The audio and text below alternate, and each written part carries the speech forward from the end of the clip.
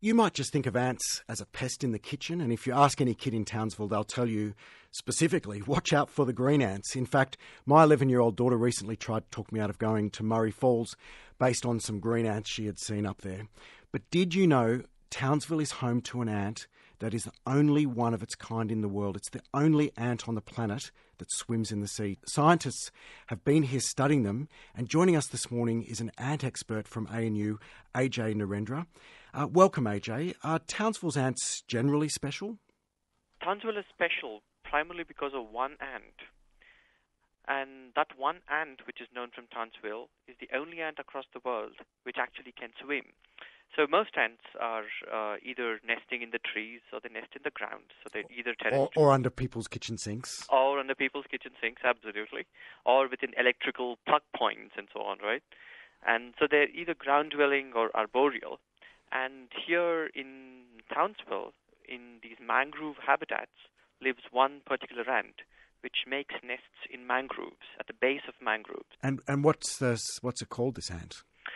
This ant is an intertidal ant, and it's called Polyrhachis sokolova. And is it a common ant in Townsville? It is. It's common everywhere, wherever you have mangroves. What we know of its distribution is it's found along Townsville and slightly higher up north from Townsville, and not anywhere else. When you were up here in Townsville recently and looking for this ant, what are some of the specific places where you'd go? Around Pallaranda or Rose Bay? Where would you go looking? We actually stayed at Rose Bay during this period. We were there for about a month. In the glamorous accommodation at the camping ground there? Perfect. That's exactly the one. And we did most of our work at Pallaranda. Mm-hmm. And those mangroves were just typical, perfectly suited for us because there were plenty of ants, plenty of ant nests. And that's where we worked for about a month. And what do you think happened to turn these ants into the world's only seafaring ants? Not really sure. This is the only ant where we would actually come across the ants, mudskippers, fiddler crabs, all of them in the same habitat. It is just extremely unusual. So I'm not certain what actually drove these ants towards the swimming behavior. So, and now are these guys breaststrokers, freestylers, doggy paddlers? How do they swim? They are freestylers. Ah, so, really? I was only joking when I said freestyle. Oh, they are freestylers. So ants, just like any other insects, have 3 pairs of legs. Mm-hmm. And what these ants do when they swim is they use their first pair of legs very similar to the way we use our arms. So they can bend one of the legs, and then they have a stroke, and they alternate the right and the left leg, just like we would alternate our arms. And at the same time, the other 4 legs are held back in the same line of the body, so that it's actually a streamlined body with just the 2 legs going in the front as for swimming. And how fast do they swim? They're at least about 3 times faster on water than the walking speeds on land. What are they doing there? Are they looking for food when they're swimming, or are they just getting stuck by the tide, or what's going on? It's a very unique lifestyle that I think these ants actually lead. They nest at the base of these mangroves, and they do not form trails like most of the ants which invade our kitchens do. Each ant actually goes out hunting for food on its own. So they venture out during a low tide, and by the time they're about to return to the nest, the tide might have actually come up. So when the tide would have come in, the only way they can actually get to the nest is by crossing the water or, being stranded on the other side, which is never a happy thing if you're an ant, because if you don't make it to the nest, you die. So the only thing that these ants have to do is cross the water and get to the nest, and no matter what. So that's the only reason I think they actually have evolved this ability to swim. We're talking to Ajay Narendra. He's an ant expert who's just spent a few weeks up here in Townsville looking at the world's only swimming ant. And Ajay, did you find out anything interesting? Was this the first time that somebody's actually studied these ants closely? Not actually. There's a group at James Cook University which we collaborate with, which is led by Dr. Simon Robson, who's the deputy director of the school, and he was a main collaborator, and he knew exactly where to find these ants, and he's been studying these ants for the last few years. And my interest is to identify how do these ants actually navigate, what are the sensory structures these ants actually have to survive in these very strange habitats. Mm. So that's my expertise there. And what about, do they, in the same way that mangroves have special ways of dealing with salt, do these ants have to have special ways of dealing with salt as well? We don't know yet. We haven't actually asked that question, but that would be a really interesting question to address.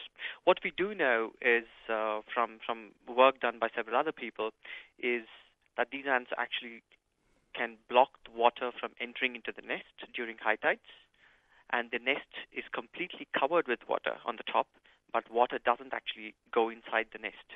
So the ants are somehow still kept dry. That's quite amazing. And so what do they actually build their nests out of to make it waterproof? I don't think they make it waterproof by using any special substrates.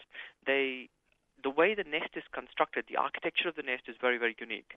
The entrance for the nest doesn't open up directly into large chambers as it does in most other ant nests.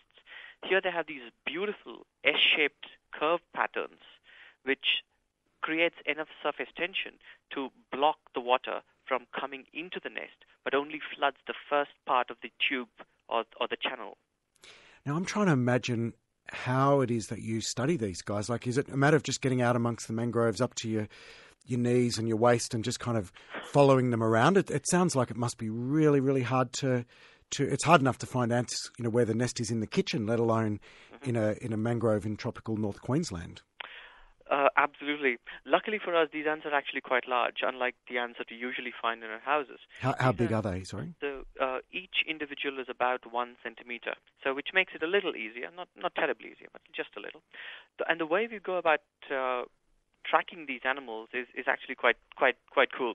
We use a system called the differential GPS, and we have a base station which we record, which records satellite information and then gives accurate coordinates for that particular location. And then we carry a roaming GPS behind a walking ant, which gives us an accurate X, Y, Z location with an error of about a centimeter or less. So if people want to spot you, you guys are the slow walking ones going along the beach or along the... Absolutely. And we've also been mistaken to be mine detectors and gold diggers and whatnot. And what about once they get into the water? I guess the same system just follows? They don't sink in the water. They're on the surface of the water. No. But what I mean is, do you follow them when they're on the surface of the water? It's the same manner. We follow them the same way. Yep. And you've got this fantastic website with some really great photos of ants. Are these guys a good-looking ant? These guys are really, really pretty. They're one of the most incredible ants because they have amazing armory on their body. So they're not just plain, dull, black ants that we see. They're more grayish-colored ants, and they have several punctures on their entire body surface. And on top of it, they also have really large spines on their body. And not just one, not just two, but they have 3 pairs of such spines. And they're just beautiful. Well, there you go. That's really amazing to think that there's an ant in Townsville that's found nowhere else in the world. AJ, thanks very much for joining us this morning on Saturday Breakfast. Thanks a lot, James.